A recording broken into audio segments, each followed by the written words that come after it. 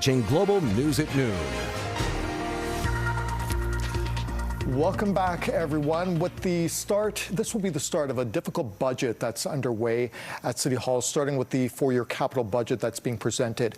This is administration's recommendations on what to build and rehabilitate in the years ahead. David Cooper is a transportation planner and consultant with Leading Mobility. You've worked on capital budgets with other jurisdictions, and you're here to offer some insight. So thank you so much for being with us. I want to talk about, what's priorities, what are wish lists, and let's use bike lanes as an example, as a jumping off point. Many on council feel that this is a priority, but it's unfunded right now. So $170 million, $11 million annual operating costs. Is it as simple as going to the taxpayers, or should council look within to fund their priorities in 2022 and beyond?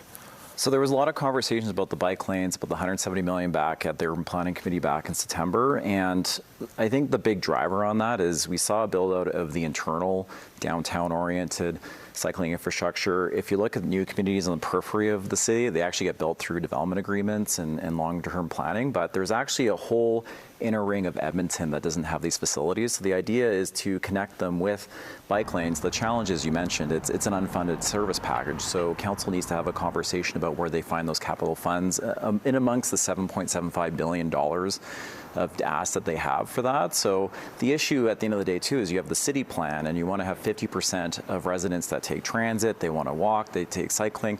You choose trips based on your comfort, your ability to access different types of modes, and if you want to get people cycling and have a significant shift in that, you have to build the infrastructure. So there is that trade-off on the bike lanes. This might be a tough question, but is it fair to ask citizens, because we're seeing right now a 7% tax increase just to keep the lights on, maintain current services.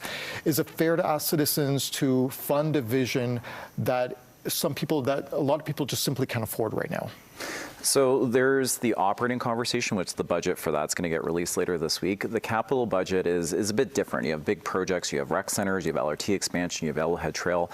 A lot of these projects were actually 60% of them actually of the funding are previous programs that are carrying over. It takes 5-6 years to do the Yellowhead conversion. It takes 5-6 years to build Valley Line and all these other types of projects. So it's the new ones that you have to look at the state of good repair. You have to look at what is necessary. High Level Bridge is a really good example of that. It's 110 years old.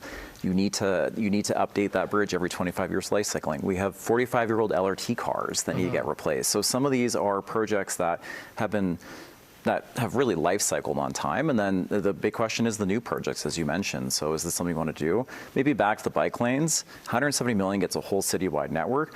The interchange at 23rd Avenue and Gateway Boulevard was $250 million. So right. the scale and scope of some of these projects also have to look at in that perspective as well. You mentioned High Level Bridge. We're talking about once in a generation, once in a lifetime rehabilitation here.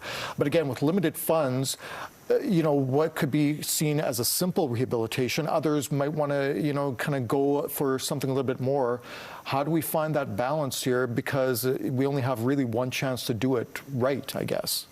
So last time the High Level Bridge had a refurb was back in 1995. They closed the bridge for a year, and there's now a big community vision conversation about putting additional active transportation on the top deck or potentially a linear park. If you don't do it now, that opportunity is lost for 25 years.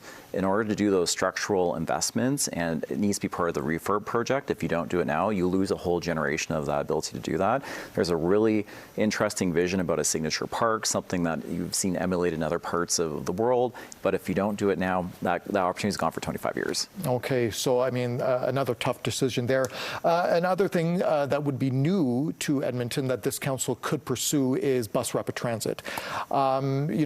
Again, a vision is one thing, reality is another, with limited dollars. How do we find this balance here? So the bus rapid transit program is not funded according to administration's recommendations at $7.3 million, which is less than 1% of the total capital budget.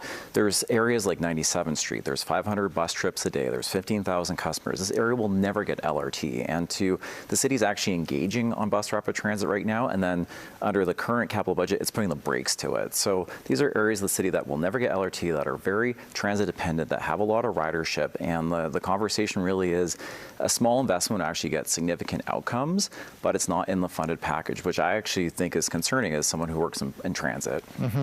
So at the end of the day, Edmonton is not alone. Municipalities across the country, because we're coming out of the pandemic, there are financial challenges. How do you find that balance between the vision of what could be with that reality of the limited dollars that you have available?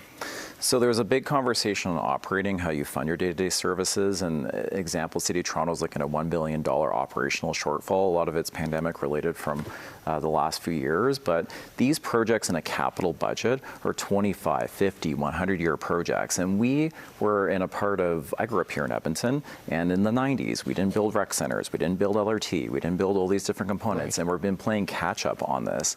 So the issue, even on the bike lanes, there's different options on them from 150 to 200 million. The more you take things out, the value of money costs more over time. We had low interest rates for a period of time, and now they're increasing, as we can see, and the city does pay for some of these projects from debt financing. So there's always trade-offs. These things, they're not going to be easy conversations and easy decisions, but you are right. There is a financial impact to Edmontonians in their day-to-day lives, but also these are multi-generational investments that come with capital. Operating is its own conversation, and that gets released November 3rd. So it'll be very interesting what happens in that for the next 4 years. And I guess ultimately this is a political conversation because, politicians, they're looking at the big visions, but they're also looking at their career in politics and the ballot box, I guess, at the end of the day, right? That's true. So we're 1 year post-election, so there's ability to do adjustments throughout the budget process every year. But in order to actually understand the cash flows, to understand what you can actually achieve in this time, and some of these projects take longer. So like I said, LRT expansion takes 5 to 6 years on a project, and that spans over an election cycle, right? So having this longer term funding, not every city does this. Some cities like Toronto do not do 4-year budgeting, right. And I think it's actually better to understand what the impact is upstream from you. You can make these decisions now, and there are abilities to adjust them as we go on as different things happen. Interest rates would definitely be one of them when you're looking at debt financing. Okay. David, thank you so much for coming in and for your insight today. It's greatly appreciated. Thanks for having me. Excellent. Well, when it comes to